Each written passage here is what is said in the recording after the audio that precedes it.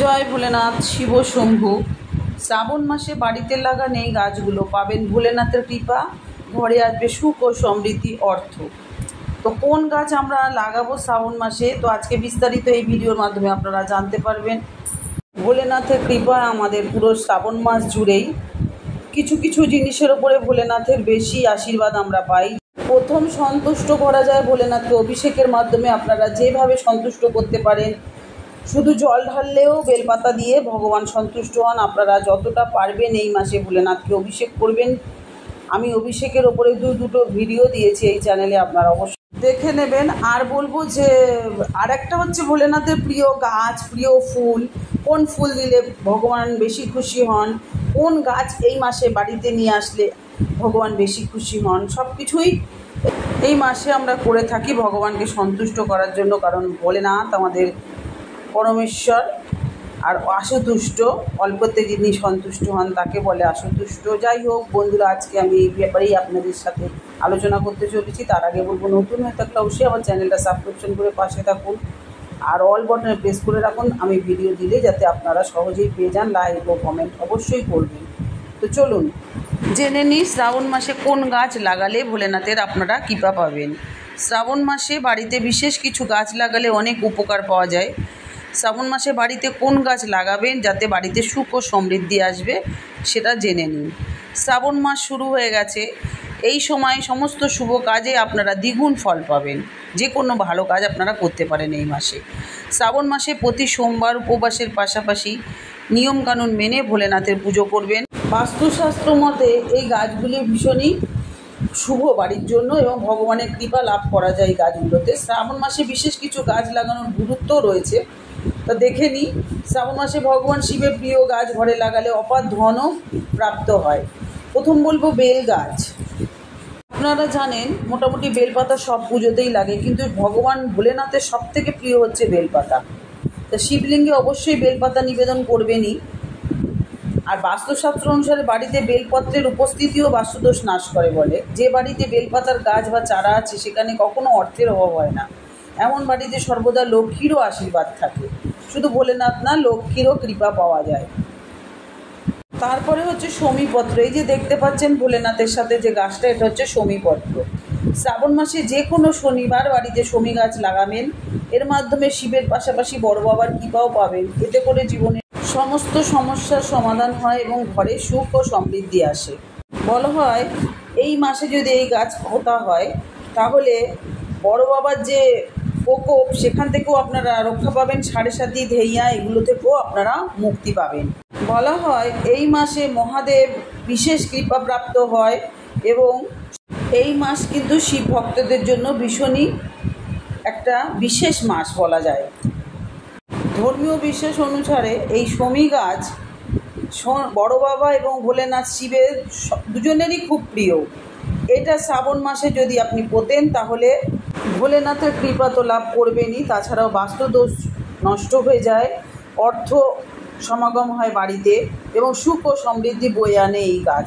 এবার জেনে নিই এই গাছ কোথায় লাগালে আপনাদের উপকার হবে, মানে ঘরের কোন দিকে লাগাবেন বাড়ির। বাস্তুশাস্ত্র অনুসারে এই গাছ কিন্তু কখনো ঘরের ভিতরে লাগানো যায় না। এই গাছটা সাধারণত বাড়ির বাইরের দিকে, ব্যালকনি বা বারান্দায় আপনারা লাগাতে পারেন। তার সাথে আরও ভালো হয় যদি এটা বাড়ির দক্ষিণ দিকে লাগানো যায়, তাহলে অনেক বেশি শুভ লাভ হয়। আরও বলা হয় যে এই গাছ লাগালে ব্যক্তির সুখ ও সমৃদ্ধি প্রাপ্তি হয়। শাস্ত্র অনুসারে যদি শমী গাছকে আপনারা রোজ পুজো করেন তাহলে আপনারা সাড়ে সাতি, ধাইয়া এসবের প্রভাব থেকে আপনারা মুক্তি পাবেন। এর সাথে জাতকের ওপরে ভগবান ভোলেনাথ এবং বড় বাবার কৃপা বর্ষণ হয়, আর সাড়ে সাতি, ধাইয়া থেকেও আপনারা মুক্তি পাবেন। তাই আপনারা অবশ্যই এই গাছ বাড়িতে নিয়ে আসুন এই মাসে। আর প্রতিদিন এই গাছে সর্ষের তেলের প্রদীপ জ্বালাবেন, তাহলে ভোলেনাথের আর বড় বাবার কৃপা প্রাপ্ত হবে। আর একটা গাছের কথা বলবো, এটা হচ্ছে অশ্বত্থ গাছ। শ্রাবণ মাসে প্রতিদিন একটি অশ্বত্থ গাছে জল দিলেও অনেক পুণ্য লাভ হয়। ভোলেনাথের খুব প্রিয়, জানেন তো, অশ্বত্থ গাছ। সেই সঙ্গে প্রতি শনিবার সন্ধ্যায় অশ্বত্থ গাছের নিচে সর্ষের তেলের প্রদীপ জ্বালাতে হয়। এতে করে সকল বাধা দূর হয়, সেই সঙ্গে ঘরের নেতিবাচকতাও শেষ হয়ে যায়। আর একটা গাছ যেটা আমাদের সকলের বাড়িতে আছে, বলুন তো সেটা কী গাছ? সবাই আমরা রোজ পুজো করি, বলুন তো? তুলসী গাছ। ভগবান শিবকে তুলসী নিবেদন করা নিষিদ্ধ, তবে শ্রাবণ মাসে ঘরে তুলসী গাছ লাগানো খুবই শুভ। এর পাশাপাশি প্রতিদিন তুলসী গাছের পুজো করাও শুভ। তাছাড়াও কার্তিক মাসকে বাড়ি তুলসী গাছ লাগানোর জন্য খুব শুভ বলে মনে করা হয়। শেষে বলবো কলা গাছ। কোন পুজোতে না লাগে কলা গাছ আর বেল গাছ, তাই না? সমস্ত পুজোতে কলা গাছ লাগে। কলা গাছের পুজো করলে ভগবান বিষ্ণু কিন্তু ভীষণ প্রসন্ন হন। শ্রাবণ মাসে যে কোনো একাদশীতে বাড়িতে একটি কলা গাছ লাগান, এর পুজো করুন। এতে করে প্রতিটা কাজে আপনারা সফলতা পাবেন এবং মা লক্ষ্মী নারায়ণের কৃপাও লাভ করবেন। তার সাথে সাথে দাম্পত্য জীবনের সমস্ত সমস্যা দূর হবে, ঘরে সুখ ও শান্তি বয়ে আনবে। তবে কলা গাছ কিন্তু কখনো সামনের দিকে লাগাতে নেই, কলা গাছ সাধারণত বাড়ির পিছনেই লাগাতে হয়। কলা গাছে নিয়মিত জল দিলে দাম্পত্য জীবনের সকল সমস্যা দূর হয়ে যায়। হলুদ সুতোয় কলার মূল বেঁধে পড়লে তাড়াতাড়ি বিয়ে হয়, যাদের বিয়ে হয়নি তারা এটা করতে পারে। এবং বৃহস্পতি খুব স্ট্রং হয় এতে, মানে বৃহস্পতি গ্রহ খুব ভালো হয়। আর এই মাসে আরেকটা গাছও আমরা লাগাতে পারি, সেটা হচ্ছে ডালিম গাছ। ডালিমের চারা যে কোনো সময় লাগানো যায়, তবে রাতে লাগালে ভালো ফল মেলে। বাড়ির সামনে একটি ডালিম গাছ লাগাতে পারেন শুভ ফল পেতে। বাড়ির মাঝখানে এই গাছ লাগাবেন না কোনোদিনও। ঘরে ডালিমের চারা লাগালে ঘরের পরিবেশ ভালো হয়, নেতিবাচক শক্তি দূর হয়ে যায়। আর এটি বাড়িতে তন্ত্রমন্ত্রের কার্যকলাপের প্রভাবিত করতে পারে না। যদি কেউ তন্ত্রমন্ত্র করে এই গাছের প্রভাবে সেটা নষ্ট হয়ে যায়। আর ডালিমের ফুলকে মধুতে ডুবিয়ে জলে প্রবাহিত করলে প্রচণ্ড ব্যথা দূর হয়ে যায় বলে বিশ্বাস করা হয় এবং মানুষ সমস্ত সমস্যা থেকে দূর হয়ে যায়। এই সময় এই গাছটি খুব শুভ। দেখুন, এটা হচ্ছে ধুতরা ফুল গাছ। এই সময় ধুতরা গাছ খুব শুভ লাগানো। ধুতরা ফুল নিবেদন করলে ভগবান শিবের ভীষণই আশীর্বাদ পাওয়া যায়। শাস্ত্র অনুসারে ধুতরাকে ভগবানের শিবের বাসস্থান বলে মনে করা হয়। এটি ভগবান শিবের খুব প্রিয় ফুল। শ্রাবণ এবং শিবরাত্রির মাসে শিবলিঙ্গে যদি ধুতরা নিবেদন করা যায় তাহলে ভগবান ভোলেনাথ ভীষণই সন্তুষ্ট হন।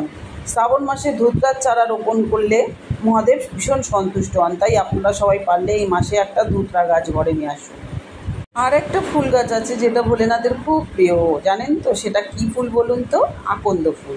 আকন্দ ফুল তো সাধারণত ভোলেনাথের খুব প্রিয়ই, কারণ আকন্দ ফুলের মালা সবসময় আমরা দেখি সারা বছরই বাজারে পাওয়া যায় এবং ভোলেনাথের প্রিয় ফুল। সবাই মালা হিসেবে ভগবানকে এই মালাটাই পরায়।